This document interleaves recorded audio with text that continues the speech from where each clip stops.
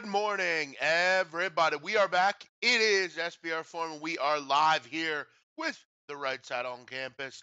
Today is Friday, April 13th, 2018. I'm your host, the Big Man on campus here with my co-host, Donnie Rightside. Donnie, how you doing today? Doing good. Friday, man. Heading into the weekend. Excuse me. A lot of stuff on deck for us to talk about. NHL, NBA, Major League Baseball. Of course, we always hit those fresh morning topics each and every morning. Bring your A game here in the chat box today. We're going to have a lot of fun on this show. We'll go for about an hour. See what happens, big man. Yeah, welcome in everyone out there listening. Hope you enjoy the show. Let us know what you think. Go in the head in the chat box. Had some good chats lately. Make sure you're participating every day. And again, like the show. Make sure you're sharing the show on Twitter, retweet it, do whatever you can to help it grow. That's all we ask from you. We don't, here at SBR, there's no charging for this. We just ask that you retweet the show, share it with your people and have some fun with it. Also, make sure you're checking out all the different content that SBR has to offer. A lot of different things on the channel: soccer, baseball, NASCAR, hockey, whatever you want to talk about or want to listen about. We have it here at SBR. Make sure you're checking it all out. Donnie, why don't you start it off with our morning headlines? What do we got today? Yep, just sending out a couple live links. That'll be the best morning headline that I can give out. So that is actually live and ready to go on us. Morning headlines today, as we always like to get into, usually some juicy topics that take place, Jeff, after we get off the air the day before, rolling into the next day. And one of my favorite ones that always pops up is how people are offended by every single little thing that we say out there. I guess I grew up, Jeff, I don't know, maybe us being in the Northeast, outside of a physical attack on my family, nothing really gets to me, but that's the environment that I grew up in. The Thunder play-by-play suspension. If you haven't heard yet, Russell Westbrook driving down the lane, having an amazing game, putting up crazy stats. The announcer, the home announcer for the Kansas City, whatever the hell they're called, OKC Thunder, says, boy, he's playing out of his cotton-picking mind out there, and all of a sudden had to give a public apology because he was being racist all of a sudden, Jeff. Your thoughts on this interesting topic? Yeah, he should have been suspended. You don't say that stuff. He should know better. It's a bad word to say. You shouldn't say it. And in the particular state of where we are in this country, you can't say that kind of stuff. Again, did it offend a lot of people? Maybe they didn't even understand the reference.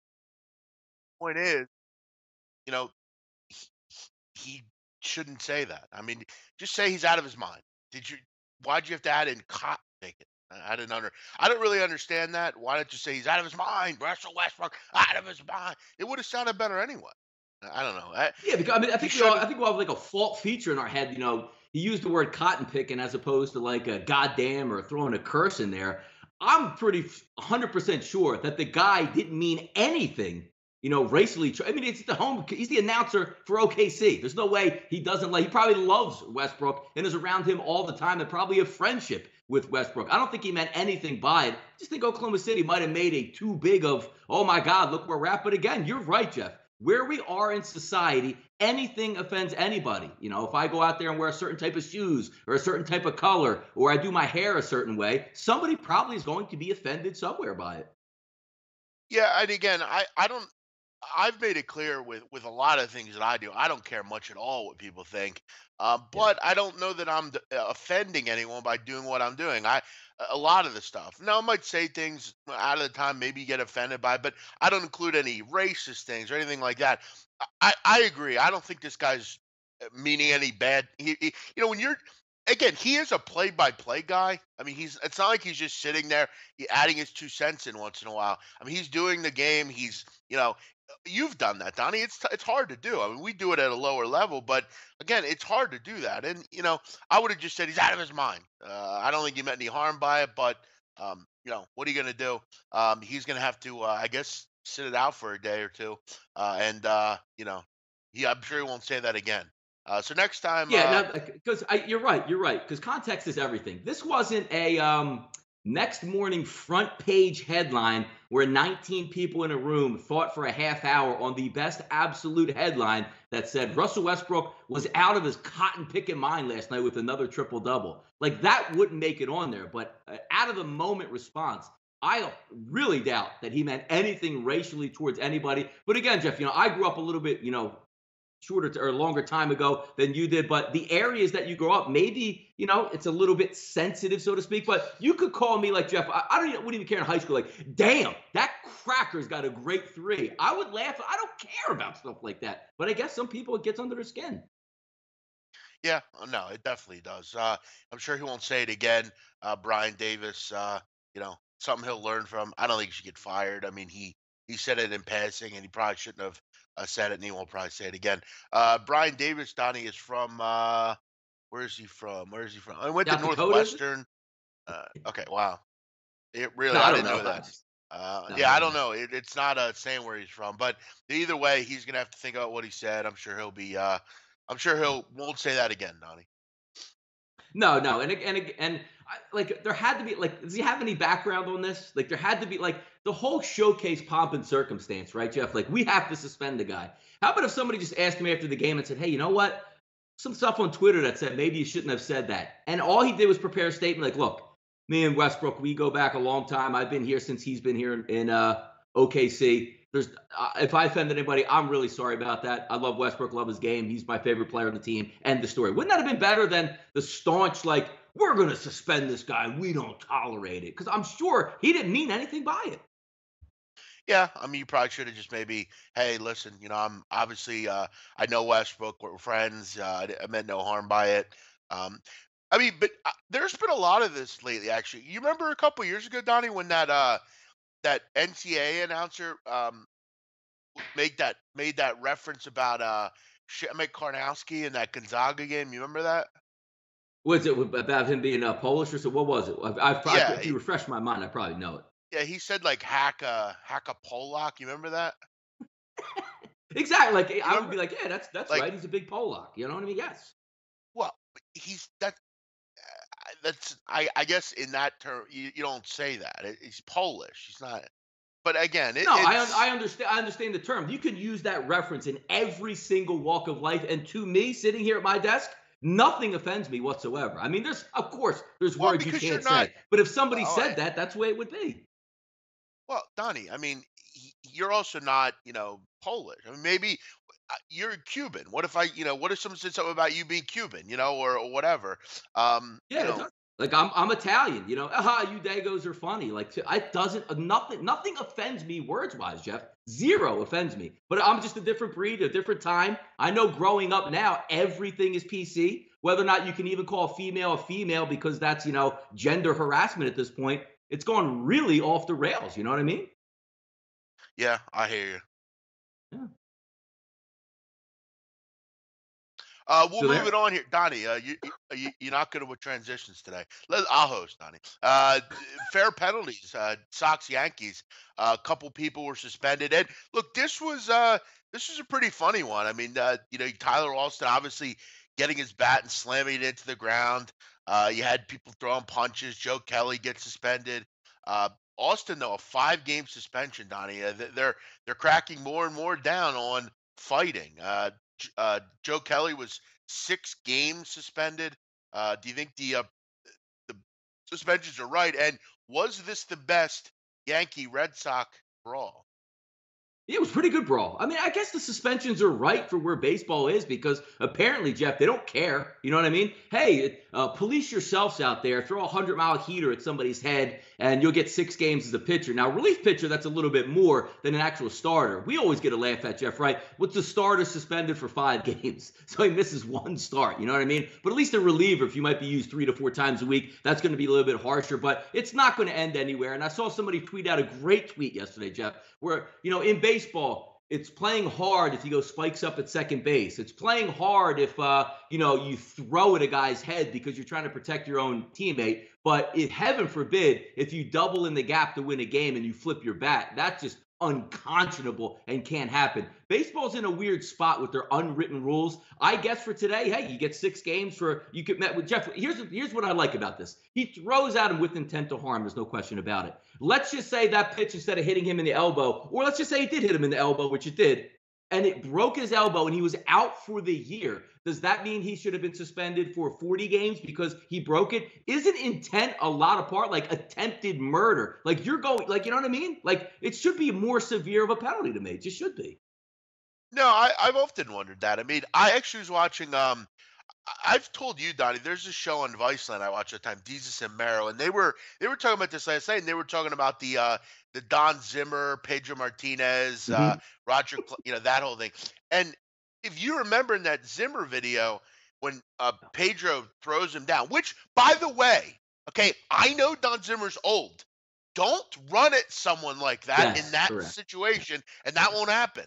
I know we could talk about, oh, Don's old and blah blah blah. Don wanted to be involved. Don ran at Pedro Martinez and got Yes. thrown down. What did he expect to happen? Yes, But and if then you look I'm actually, Jeff, in that instance, I'm glad he got through because Pedro did the right thing. He didn't drop him with a left to his jaw. He just got out of the way like you would be doing like a Olay move, grabbed his head, pushed him down, and he's old. He's going to fall. Pedro did the absolute right, right and thing there. You're right. if you remember when Zimmer gets thrown down, a police officer walks up to him and like asks him if he's okay.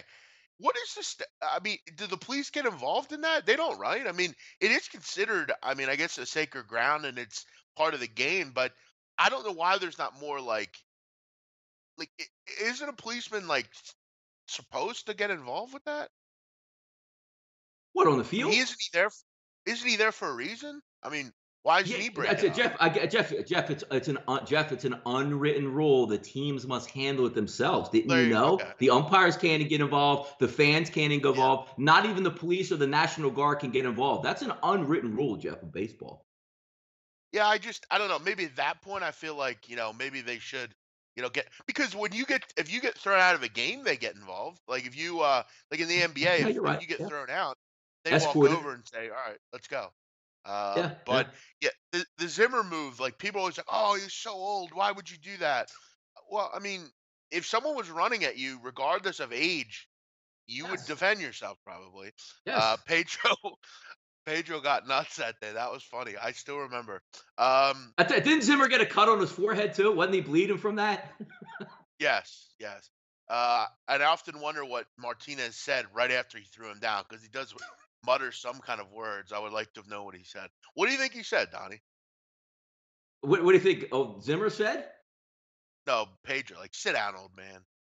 Yeah, yeah, like I guess he was because if you watch the whole video, it's good because the video is more focused on Pedro. Like Pedro's actually like there was no anger in Pedro's face. Like it was almost like Jeff, he was looking at Zimmer like and just like you know, like he was like, dude, this isn't even a threat. You know how you usually take like a fighting stance or you crouch down? He didn't even move other than Jeff to take his two hands and go like that. It was, I mean, it's a shame that you laugh at it, rest in peace, Don Zimmer. But that was a great baseball moment. It really was. Yes. By the way, today is Friday the 13th, so spooky way to begin on Friday afternoon here, Yes. Friday morning. I just noticed that last night. Is that an old golfing shirt, Donnie? People are Yeah, you got to asking. go through the rotation, Jeff. It's now. See, now that we're getting back into spring. Like today's like our first taste of spring since like last October. So now you got to go through the rotation of collared shirts again. You know what I mean? It's almost like we're coming out of hibernation that we actually have like a high 70s day. I'm a little bit energy today, Jeff. Might not even need a nap. Yeah, I got my SPR shirt on today. I see it. Well, I don't get that. See, I don't get stuff like that. Well, I actually didn't get it. I had a guy. A listener reached out to me and he's like, "Hey, you know, I have some shirts. Do you want to That's see nice. them?" He's like, Yeah. I was like, "Yeah." I'm like, "Yeah, send them over." So he sent me a couple different ones. Got my logo, got SPR. So yeah, I got a couple of them. Donnie, we'll move on. Reuben Foster is into some things, but I didn't read much into this. Tell me more about this. What happened? Look, I mean, in the NFL, we can all agree there's things I guess you can't do. That's kneel down, and you can't beat on a woman because if you do that, that brings unheralded scrutiny from all across the parts of the land. Now, we all knew Foster coming in, right, Jeff? Where were the red flags? All at Alabama. If you read the tea leaves, the Nick Saban stuff, where he said, "Look, if you're going to draft this guy, hell of a football player," and we could probably agree, Jeff, when we saw him dropping, you're saying, "How the hell is a guy of this talent?" in an NFL that needs talent like this, dropping from, 5 to 7 to 10 to late first round, where there was a reason behind it with Nick Saban saying, look, anybody who drafts him, you better have like a damn near security team around him. So when he starts to get a little bit uneasy, 5 guys can calm him down at once. And look at this, already in trouble once you get out. We even saw, Jeff, if you remember last year, at the Combine, he had to be sent home due to an altercation with, I believe it was like a hospital physician, or when he was going through his physical, and had to be sent home because of a verbal exchange or something might have got heated and physical. It's not really a surprise, but here's my favorite part, Jeff. You know how we like to turn it around and see what's going to take place. The 49ers are known for this, right? You see back a couple years ago, Aldon Smith completely screw loose in his head, but the guy could get after the quarterback. They held on to him as long as possible. You saw yesterday, Jeff, with the headlines coming out, John Lynch said, look, we're going to get to the bottom of it, innocent until proven guilty, which I understand. That's the fair way to go about and do it. But if this guy was not a first-round draft pick, was on your practice squad, a third-string linebacker, the guy would be nowhere to be found at this point. I had a funny tweet yesterday tweeting it out, Jeff. Translation from the 49ers is, Ruben, I can't believe you did this, but you're so damn good. We will spend whatever. We'll take Johnny Cochran up out of the ground to defend you on this if we need to do it. Your thoughts on Reuben Foster, Jeff, with the background, now having 3 felonies against him for domestic violence?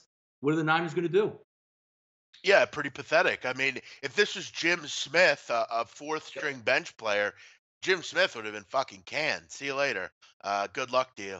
Yeah, this is a shame. It doesn't teach him anything. It's not gonna, if this was you or me, we're going to jail. And that's the shame thing about it. I mean, if this was me, I'm going to prison right away.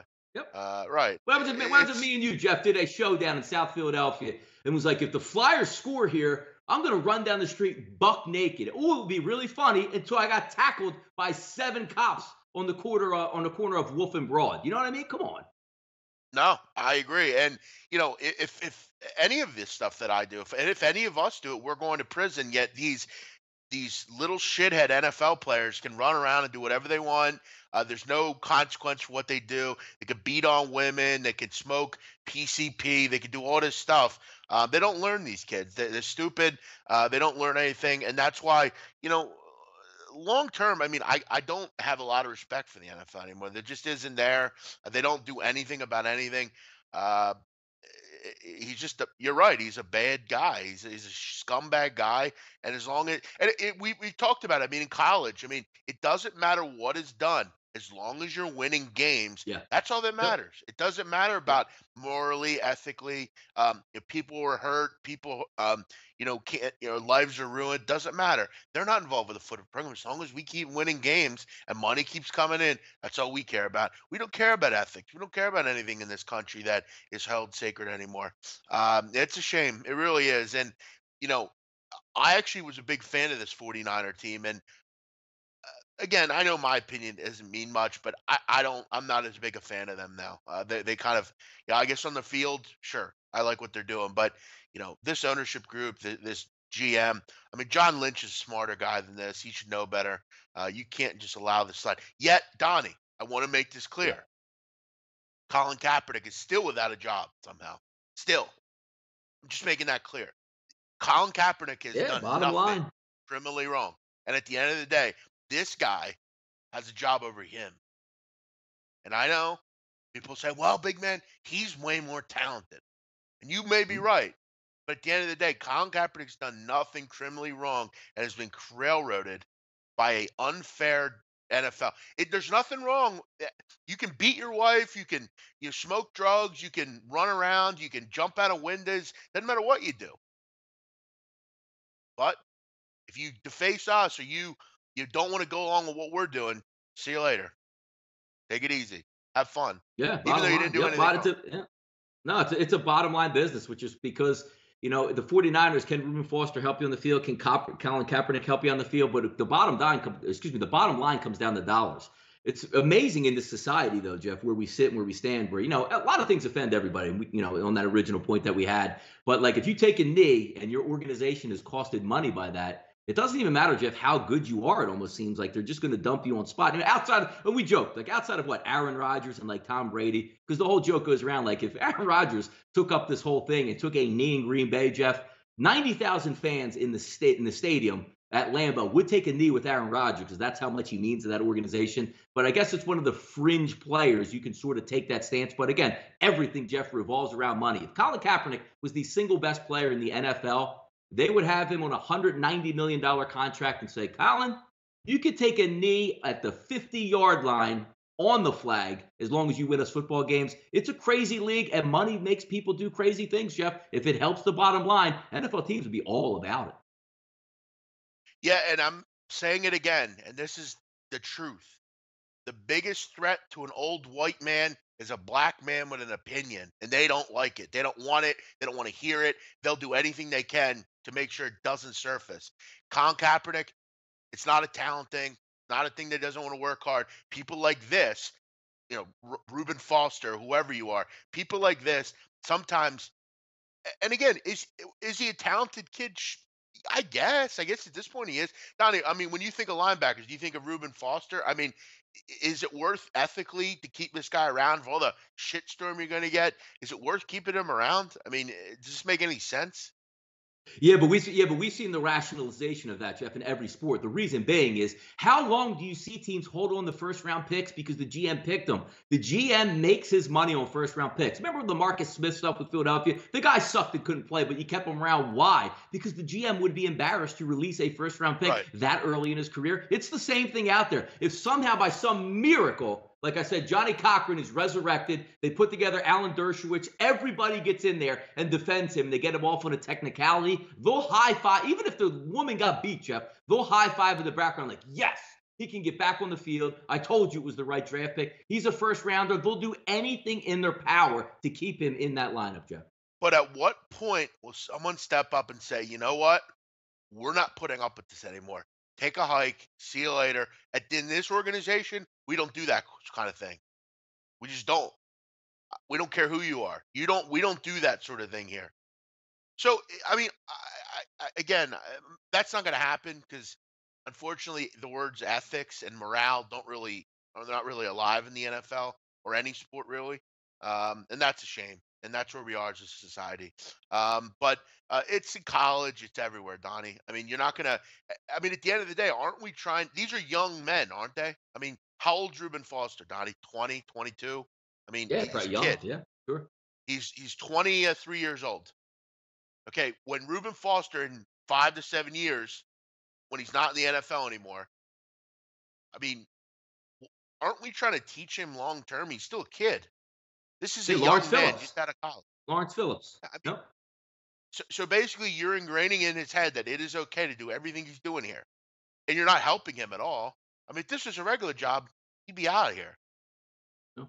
Also, Just keep like in if mind, you remember, just yeah, go ahead. go ahead. No, like if you remember when Des Bryant was getting in all that trouble, Jerry Jones put a 24-hour detail with the guy. Like, that's not exactly helping him. You're trying to work through stuff and plan. But again, Jeff, some guys just mental health is real. Or excuse me, mental illness is real around the country. You can't change these guys. You know what I mean? Like, you saw, just because he could play football, a lot of stuff is buried. He could do whatever he wanted. Like, look, just keep this guy on the field. He's that important. And once his career goes away, which now it looks like it probably does, is anybody going to care about him? Are they going to put a detail around him, Jeff, to make sure he doesn't get in trouble anymore? No. You know what I mean? I mean, it seems like trouble just follows this guy. I mean, he was arrested for drug possession when he was at Alabama. Been arrested for this stuff: assault, violence, domestic violence, felony counts, not misdemeanor, felony counts. Back in 2016, he was present, although not involved, in a shooting outside a nightclub. I mean, did we not learn anything from Aaron Hernandez? I mean, again, I know that's a different story, but this is how it all started with him too. He's hanging around the wrong people.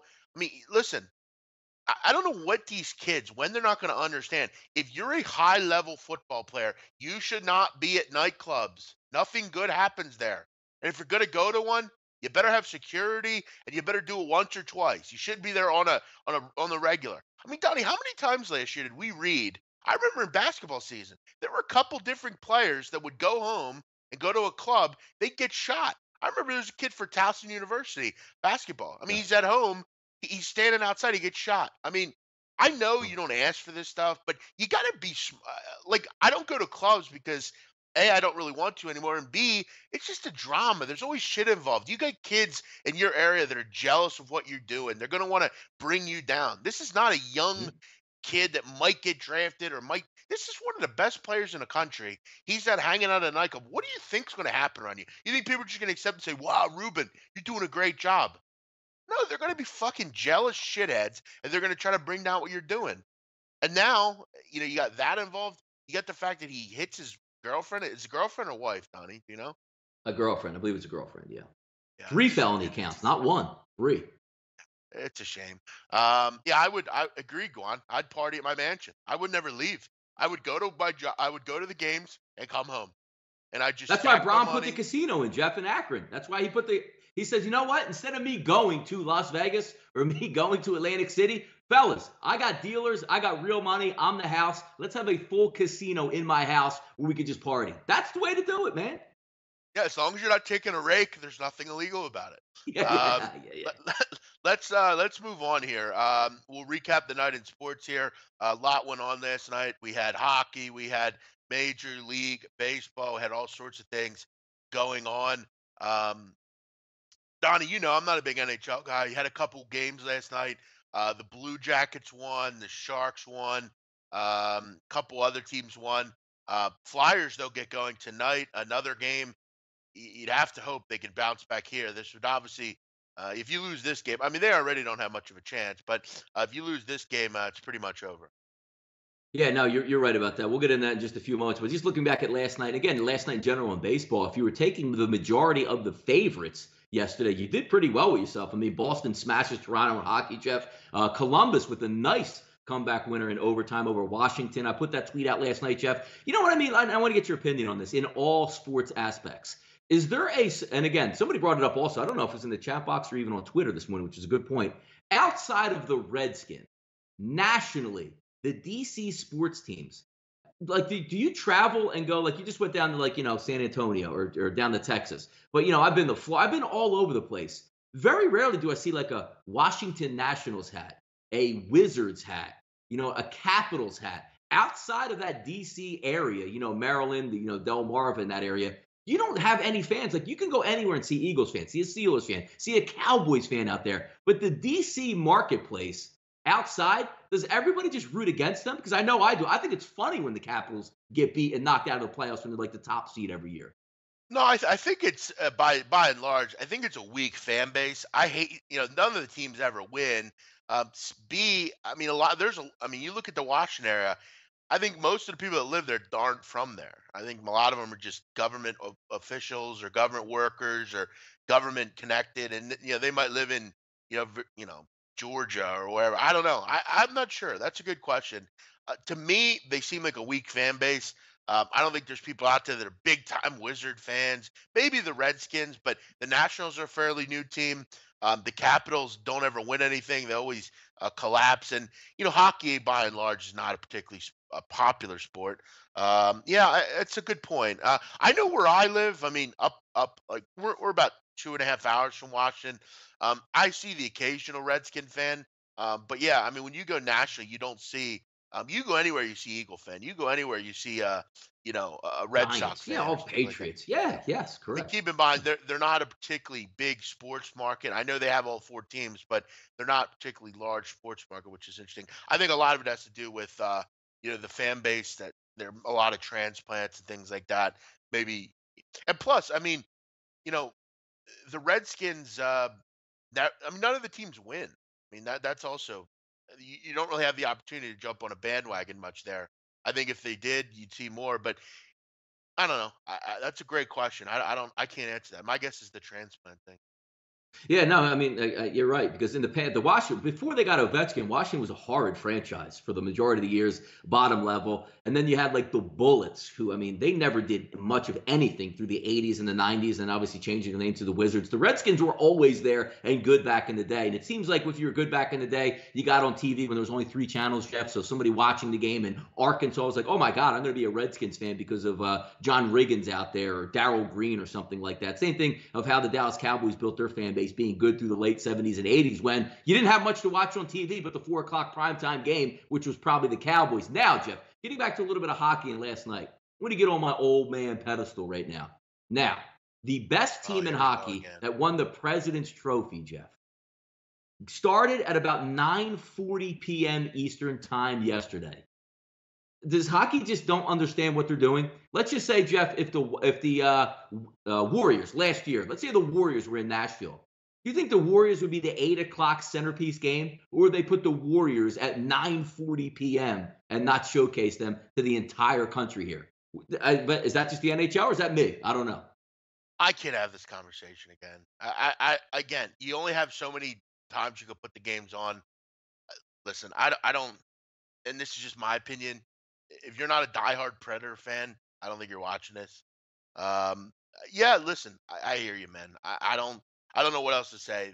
Some of the sometimes times make you annoyed, but again, I mean, during the NCAA tournament, I didn't care that a game was on at 9:50.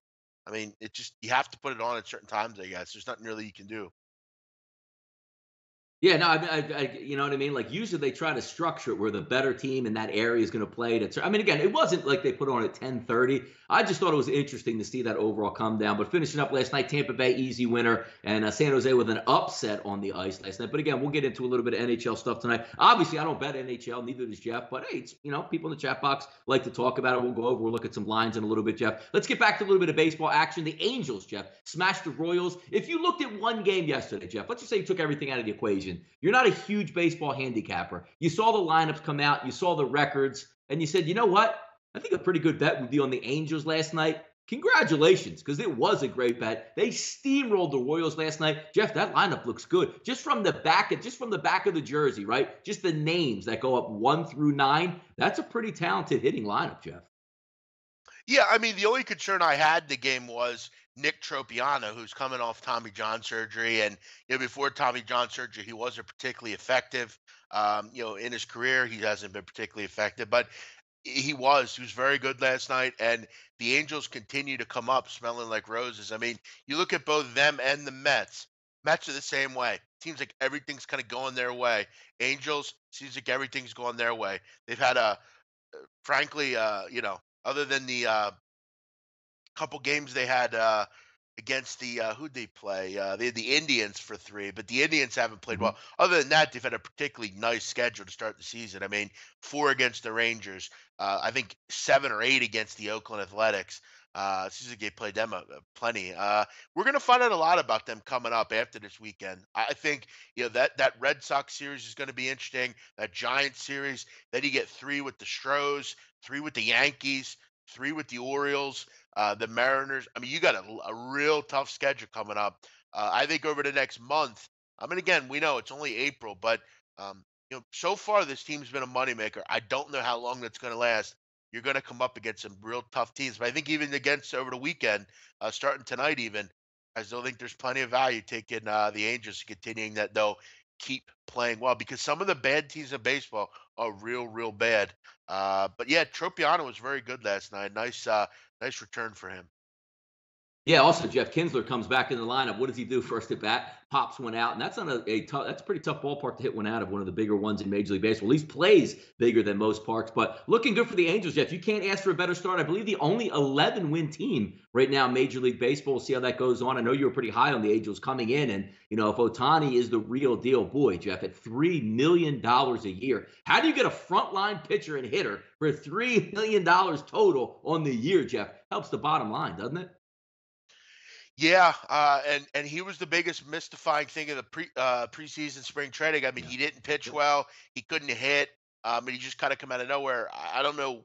I don't know. It was a situation where I remember people asked me, what do you think about Otani? What do you think he's going to do? I said, well, I don't really know. I mean, generally, these players come over and are pretty good.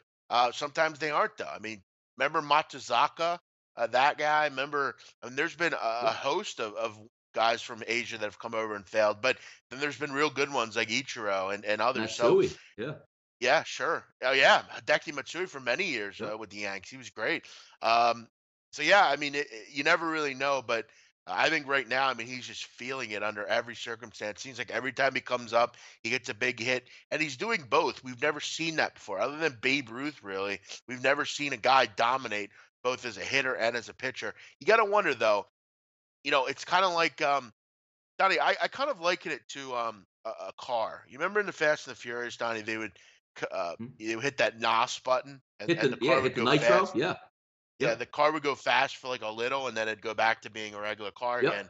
Yep. I'm concerned that that's what Otani will do. It's going to be hard long term to maintain this level of play doing both. Listen, Mike Trout can do both, but we'd agree, he's just a really good hitter. It's not insanely difficult to be a good outfielder, to be a good pitcher and to be a good hitter all at the same time during the course of a 6, 7, 8 month season in summer. It's going to wear down on him. We'll see. We'll see what kind of athlete he is. He has to be particularly conditioned. But again, over in Asia, they're particularly conditioned. As far as like, I was watching a little league game like a year ago or so, and they were talking about the strict like almost camps that they have where Oh yeah. Oh yeah. Oh yeah. these kids basically decide that early on they're going to be baseball players, and they literally, it's like, you remember when we were a kids now, I don't know if you remember this, Military but style, Jeff. Yeah. yeah, but there used to be this commercial they'd play, that Tom Amansky like Tom video they Mansky. would Yeah. Hell yeah. Yep. yeah, Yeah. and the guy would go, they will go back to back to back AAU national Yeah. championship, and like every year that like every year, Jeff, they added another one. Yeah. yeah, and Fred McGriff would like come up and be like, for me, when I was practicing baseball, this is the only video I would use. And like they were like these robots. Like they're Yep. like throwing like even in like Throw any it in the like trash cans at home plate from center field. yeah. Yeah, they're like the best baseball players, and they're like the best, and like you gotta learn this if you play with, and they have like the guy throwing the ball and they're just like slamming the ball out of the park. Like Yep. that's what I envision like Japan and all these places are. And yeah, I mean, this kid probably is well conditioned. We'll see, but I mean, right now he's fantastic. Yeah, bring back those Tom Mansky videos, Jeff. We keep moving it down. The Indians, Jeff, set the alarm. The Indians have finally woken up, or maybe yesterday, maybe it's only a one-day thing. 9-3 victory over Fulmer and the Detroit Tigers. Congratulations. If you were on the public and sharp side, I guess, Jeff, 54% of the tickets going Cleveland's way. Push that number that opened at 175 all the way up to about 2.25 and cruised in that one as Fulmer, Jeff, got bombed early. Dude, I'm watching the video quick. I like searched it, and it's like there's a kid, like he's literally out in the middle of center field. He hits the cutoff man. The cutoff man throws the ball and gets it in this small hole, like behind home plate. Um, it's like really, but yeah, no, Michael Fulmer yesterday, surprisingly, wasn't good. You look at his first two starts, very good against Pittsburgh and White Sox. He only gave up one run over 13 in the third, but yesterday he was hit hard. This is what I got wrong. I was surprised by this. I didn't think he would get hit hard by this, but yeah, Cleveland woke up yesterday. He gave up 6 earned runs over just 3 innings. They're starting to wake up 5 in a row for the Indians. Yeah, Jeff, Pirates blast the Cubs. And if you look at these standings there in the NL Central, Jeff, it's not the Brewers, it's not the Cubs, it's not the Cardinals. It's the low-level, low-payroll Pirates hanging around, which, again, I understand if you're going to use the theory like, hey, man, if they have good players, it doesn't matter how much they cost. Let's look at the Pirates after that early start. Don't you think maybe they would say, you know what? I wish we still had Garrett Cole. I mean, forget about Cutchin. He was a little bit older, but maybe if we added on instead of dismantled our team, what we might be able to make a run for in Pittsburgh. Good for the start there. It's one of those teams I said, Jeff, to you many times. I always rooted for Pittsburgh once they got good because I like the style of baseball they play. Very rare. Most people, Jeff, set up and get ready for the 3-run bomb. The Pittsburgh Pirates are one of the most athletic, fast Major League Baseball teams out there, systematically sort of dismantling that. I still root for Pittsburgh, but nice start to the season, Jeff. 9-3 for the Pirates. Not many expected that. Yeah, and it's interesting because other than and Starling Marte hasn't even played well. Starling Marte is their worst hitter in their lineup. I mean, other than him, everyone's hitting above 250. I mean, you have like 7 or 8 players in this lineup that are hitting 300 or more. It's pretty impressive. Yeah. You went out and made some small moves, didn't make great moves, but you look at Donnie, the two moves they did make. They bring Colin Moran in from Houston, a guy that never played. He's hitting 343 and 35 plate appearances, 12 hits and 35 at bats. And Corey Dickerson, 41 at bats, sitting 341. He's got 9 RBIs. Between those two, 17 RBIs. I mean, that's a big production coming in. You want to make moves, but you want to make moves that are going to make sense and they're going to work. These two have worked for them. They've been important. And little things. I mean, Josh Harrison's having a nice year. Yeah. Josh Bell's playing well. David Freese, all these guys playing well. You wonder Adam how long Frazier. can you Yeah, keep. young kids. Yep, sure. You wonder how long you can keep the Band-Aid on here. But long term, I like it. I like seeing them do well. As long as the Cubs aren't winning, I'm happy with it. And I got to tell you, I mean, foreshadowing a bit, I like those Pirates again today. Yeah, no, hey, I mean, it's why not? You ride the hot hand, usually getting a decent price out there. We'll get into a little bit of that later there, Jeff. Last one we'll bring up here is the Twinkies, Jeff. Looking good early in the season yesterday. If we take a look here, let me just bring up my older stuff from yesterday. Barrios on the mound yesterday versus Giolito, 4-0, Jeff. Were you surprised? Were you surprised that Barrios goes out there and dominates? No. Good live young arm out there. The Twins, another one of those smaller market teams that are sneaky out there. Joe Mauer continuing to do it year after year after year. Not the big power guy, but always putting the ball in the play, making the right decisions at the plate. The Twins, another one of those teams that usually fly under the radar, and you can get some decent prices with them. Yeah, dude, I love the Twins. I'm very high on the Twins. I really like this team. I'm high, and we have to remember this is a team without Irvin Santana, without Michael Pineda. They don't even have their full starters in there, and this team is playing some good baseball. Berrios was absolutely exquisite last night. Lance Lynn bounced back with a nice start against Houston the other night. This lineup is going to hit. I'm not concerned at all with their lineup, whether it's Kepler, whether it's Rosario, whether it's Dozier. Mauer can still hit it. Buxton, Sano, anyone in this lineup. They're all good hitters, and they have a pretty good bench as well. Improve the bullpen in the offseason. Don't sleep on Minnesota. They made the playoffs last year. Molitor's done a nice job. Brought in Logan Marson to give them some more pop. Does Logan Marson not just fit with this lineup? You know, Yeah. uh, tough guys, most power, most of them pretty powerful. I'm telling He's you, man, struggling. If watch he's out for struggling, he this. get off to a slow start, Morrison. I think he's off to a slow start, isn't he? I think he is, but either way, I mean, it's power you brought in. Yeah. Yeah. It's something that is going to help you long term. And most teams, when you lose two starters, you're going to fall back, and you're going to have guys that are in there. Team's going to bring kids up. Not the Twins. They prepared themselves. They went out and got Odorizzi. They went out and got Lance Lynn. Kyle Gibson has pitched pretty well. I mean, even back into last year, Kyle Gibson's pitched pretty well so far. So, with the other than that inning game he gave up, run game he gave up, he's been very good in his other two starts. So, yeah, watch out for the Twins. All right, we'll slide the marker down, Jeff. Major League Baseball Friday last week, Jeff. Due to opening, day, a lot of the teams had the day off on Friday. Cancellations with bad weather. We've got a nice full slate tonight that we can dip into real quick, Jeff. 9:59, 9:60, 7:10 Eastern time start. We're gonna have Pittsburgh and Miami. Chad Kuhl's on the mound versus the lefty Peters. About 2,100 tickets, Jeff, have been tracked. Pittsburgh, a heavy public favorite here. 73% of the tickets, 70% of the money. Line opened up at 140 at Pinnacle. That's down to 128. Chris opens up at 150, down to 132. Jeff, are you getting DMs behind the scenes? Like, Jeff, I know you like Pittsburgh, but that line's dropping. Are we still playing it? I know you love those DMs. Yeah, I mean, I haven't really made it clear that I like them until right now. I mean, I mentioned it last night a bit, but yeah, that was what I said. My big concern is the line moving down. And again, I know generally that's a big reason to go the other way, but I've seen over the last couple of days of certain games, it hasn't mattered a ton. Some teams are just bad teams. You look at the LA Dodgers the other night, it was a similar situation. 150 favorite, dropped to 123. Line sits there all day, even though the public's betting the Dodgers. They still handle Oakland. Listen, I think Miami will defy really every logic you can make. Dylan Peters got absolutely Yeah, he crushed did. in his last start against the Phillies. Gave up not one, but two grand slams in one outing. That's very rare. You see that 9 runs and 2 2/3. That's almost impossible to do. But Kuhl's an interesting character because at home he's not good, but on the road he's been very effective in his career with an ERA under 3.8 on his road career slate. So it's an interesting one. At that number, I think it's almost something you have to do. I mean, I think when you can get the Marlins at prices like this, betting against them, you're taking a favorite at 130 against the Marlins. It's hard to not do. I mean, Donnie, look at the Angels. I mean, you could put any price out there, and they've been getting the job done, regardless of who's pitching.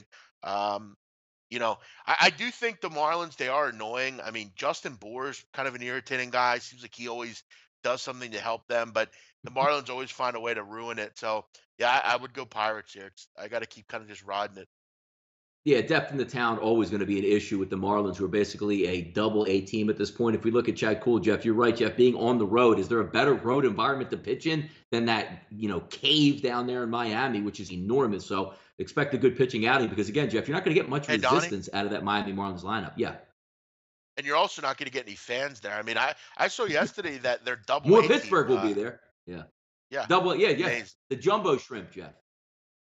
Yes.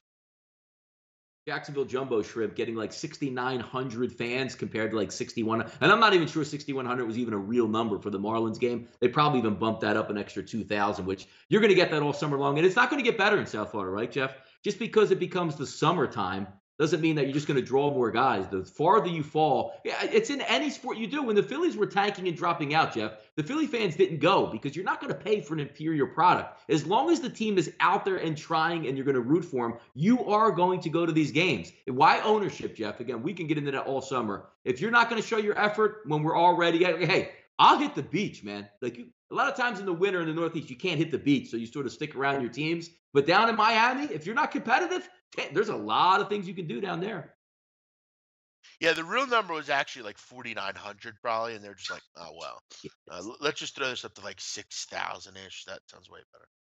Yeah, exactly. But it should have been smart and be like, well, hey, our double 18 got 69. Why don't we just throw 7,200 out there so it doesn't look so bad? 967, 968, Jeff Stroman and Clevenger on the mound. Toronto and Cleveland. If we take a look at some early line tickets there, 64% are going to back Cleveland tonight, 46% of the money. We have another interesting situation with some line movement there. Jeff Pinnacle opens at minus 138. That dropped to minus 130. Chris, minus 155, down to minus 131. Oh, we believe in Toronto's good start here with Stroman on the mound? Or do you think that nice wave of hitting has hit Cleveland, Jeff, and they can win this one?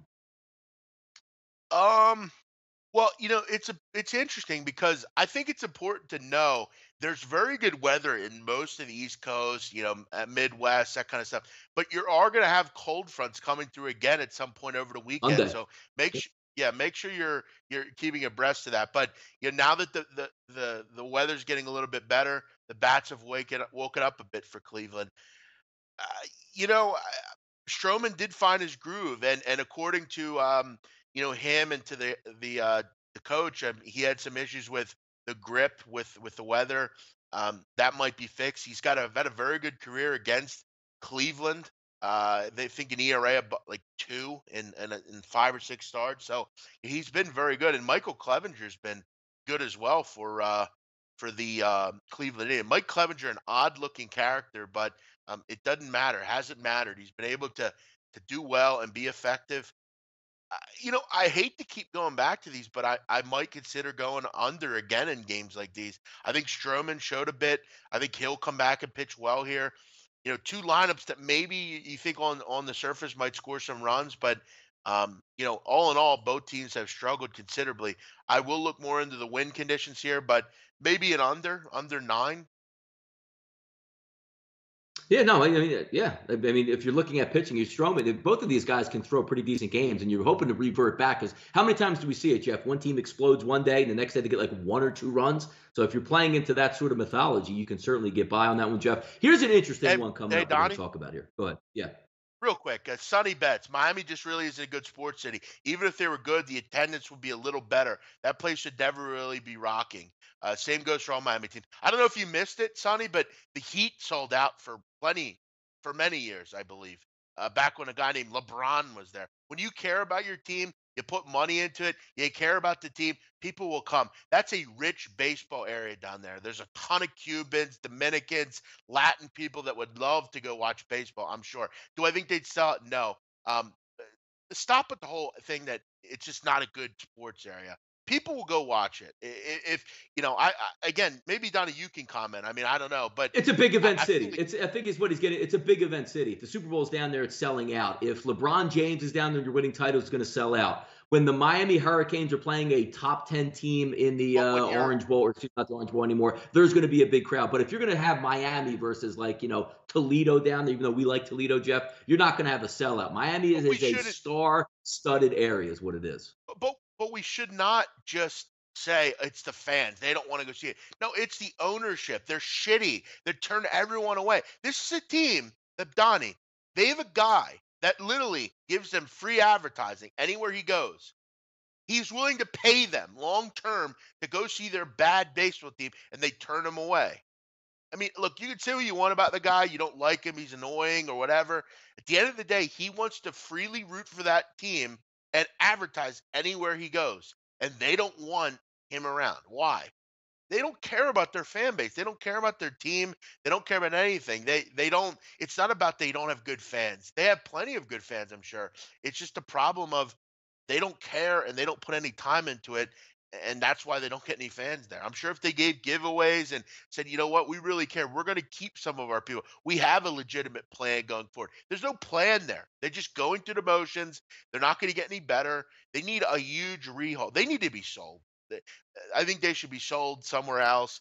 Go somewhere else. Get baseball out of there because Yeah, but obviously actually, they're Jeff, not equipped actually, to handle they had the chance. Like they had the chance. All those bad vibes coming out of we play in a football stadium, and nobody's going to drive up north here to the Fort Lauderdale, Palm Beach Gardens, whatever they call it, area to watch baseball. If we build a brand new stadium and knock down the Orange Bowl, they'll come out. And you know what they did on that, Jeff? They loaded up their team and had real good vibes coming in, and their stone cold thief owner broke it down. Like what? Within 2 months? Like he goes out and gets Ozzie Gee, and he gets all big names on there just to put a facade of like we're really trying and tore that team right down. Why would you trust anything the Marlins do? They had their chance. We got a brand new stadium. We got a good product on the field. Come root for us. We actually have a lot of talent on this baseball team, and they shut it down after like 2.5 months. It's embarrassing what they did, and it's hard to get the trust is the hardest thing to come back and earn. And now you have Derek Jeter coming in, stripping it bare bones again. I don't blame anything that the South Florida fans are doing with the Marlins.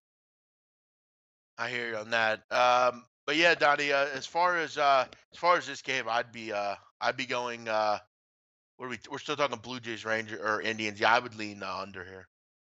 Yeah, we'll go quick here. Only a couple minutes left in the show. Astros, Rangers, Jeff. I mean, sometimes you have to just, wipe the cold out your eye, as I like to say with Biggie Smalls. Cole Hamels, Jeff, getting plus 213 and a minus 240 dog to Garrett Cole in this one. Houston, much better, yes. Rangers, a train wreck, yes. It's amazing to see Cole Hamels getting over 2-1, Jeff. Yeah, no, it doesn't happen very often. But it's a tough one because Garrett Cole, I feel like you look at in two starts. He faced him earlier this year. He was 7 innings, gave up a run, 11 strikeouts. They just couldn't figure him out. But yeah, Cole Hamels. I mean, this is a price I would thought you'd never see when he was with the Phillies and different teams. It's a tough one. I don't have a ton on it. It's a fascinating series though because you look at over the years. I mean, Texas has played well in Houston. They've won 12 of 19. This is a different Ranger team, though. Do you take a flyer on Cole Hamels? Maybe first five. If I'm going to do it, I'm only going first five. I'm going to get good value, even on plus a half a run or something. But I feel like if you're going to do it, why not just go out and take the money line? I'm not interested in Texas bullpen. I would lean with first five if I'm going to do it. But for me, it's a game that I'm going to avoid. Ty Block, Tyson Ross, Jeff, 73% lining up on the Giants in this one. Line opened up roughly a pick 'em, still sitting at a pick 'em. Over under opened up at 8 in most areas. Looks like it's now 8.5. Real quick on some thoughts here, Jeff. San Francisco heading down to San Diego for a divisional matchup. Yeah, I'm a big Block fan. I've said that before, and I'll say it again. I'll be backing in plenty this year. This San Francisco lineup, big night last night. This team's going to continue to have big nights. They're very good. I think they have they obviously, got some better players with McCutcheon and with other guys, Longoria. Still have Posey and Belt and Crawford and all those guys. Tyson Ross has not been a good pitcher in this league effectively, really ever. At this price, I'm going to go San Francisco. I like Block. I'll keep riding him. I feel like anytime you can get a pick-em-ish price against the Padres, I feel like you have to run with it, particularly right now. Yeah, no, and also just one more thing on the If you're asking me tonight, Jeff, I don't bet much baseball in April at this point, but we only have about a minute to go here. Andrew Triggs is on the mound tonight. It's a stone cold lock winner. Get on the Triggs, even if you don't trust Oakland full game. Get on Triggs first five tonight. Treat your wife to a nice weekend out, or your girlfriend, or whoever, or yourself. Buy yourself a new Xbox game out there. I don't know, or a couple pizzas for this weekend. Get on Andrew Triggs tonight, Jeff. Settle down, Andrew Triggs. I like Mike Leake. Give me Michael Leake. I'll take Seattle. Donnie, why don't we wrap it up off topic here? We got Yep. 5 or so minutes. What else do we have? All right, let's go. We'll slide it down to off topic here. Getting hired by the Knicks, Jeff, is what I brought up here. And the reason why I mean getting hired by the Knicks, it's not like, ooh, what a bad job it is. Is there a better job on the planet than getting hired by James Dolan and the whole crew up there at Madison Square Garden? You get a 5-year contract, 6-year contract. You get $5 million guaranteed a year, 6, 7 million guaranteed a year. You always get fired after 2 years, Jeff, and you get to bank all that money. Is there a better environment to work in than with the New York Knicks? If I was New York Knicks, I would throw anything Jay Wright wanted to him and say, "Come coach us. We have to get out of the doldrums of this hiring, rehiring, hiring, rehiring crap. Go get Jay Wright." I mean, he's when he was younger, he coached in the area. He's made it clear he likes MSG, like to coach there. uh, they have to get out of the doldrums. Their fans deserve more than what they're getting. They do. They're a proud basketball franchise. But the problem, like you said, is James Dolan. We've heard this, though. It seems like every time a big NBA job opens up, Jay Wright is discussed. For me, I throw whatever they want at Jay Wright. Whatever he wants, I'd give it him. You got to get out of this whole long term, we're going to hire a coach every single year. But Donnie, Charles Oakley's free. Maybe they could hire him. Yeah, exactly. Make it a quick here, wrap it up before we get out of here. Tiger enters the U.S. Open formally. Can't wait to see it. At least now he's like 30-1 as opposed to the favorite in the Open. And the Union, Jeff, wants a piece of gambling fees real quick on this topic. NHL, NFL, PGA think they deserve a cut of it just because we're going to bet on them. I call bullshit. Uh, well, I mean, at least they're going the right way, though. I mean, we've heard before they have no interest in, they don't want sports betting. They have no interest. Now, at least they're open to discussing. This is what you call a little negotiation, Donnie. You sit down, you negotiate. Okay, we'll give you, I don't know, 0.5%. I don't know, whatever they do. At least they're a little bit more open to it, Donnie. But You got it. that'll be that for the show. We'll be back tomorrow, Saturday, 11 o'clock Eastern. We'll break down the MLB card. Donnie and I will go over the different games. Donnie will rapid fire the games. We'll chat about them. Join us for that. Just like the normal Saturday sit down, but we're talking baseball. I'll throw in a little NBA, couple of sleeper series prices that I like. Donnie, I will be in the building tomorrow night, 8 o'clock Eastern, Philadelphia, PA, Sixers Heat. Looking forward to it. It's going to be fun. Donnie, have a great day. We'll be back later. Also, look out a little bit later for my NASCAR preview, fresh off a win. We'll look to get back in the winning driver circle this weekend at Bristol. Everyone have a great night. Hopefully you enjoyed it. We'll be back tomorrow, 11 o'clock Eastern, Saturday for the Saturday Sit Down. Have a great day. Bye-bye.